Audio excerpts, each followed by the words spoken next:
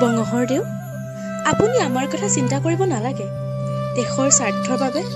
আপুনি এতিয়াই ইয়াৰ পৰা পলাই যাওক ঐ ছোৱালী গদাপানী ক'ত আছে তই নকও কিয় নকও তোহতৰ অত্যাচাৰত এই জয়মতীৰ প্ৰাণ গলেও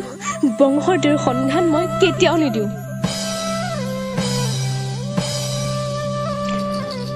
আইদেউ আপোনাৰ ত্যাগৰ বিনিময়ত আমি আজি জয়মতী চিনেমাখনৰ শ্বুটিং সম্পূৰ্ণ কৰিলোঁ আমি আপোনাৰ ওচৰত চিৰকৃতজ্ঞ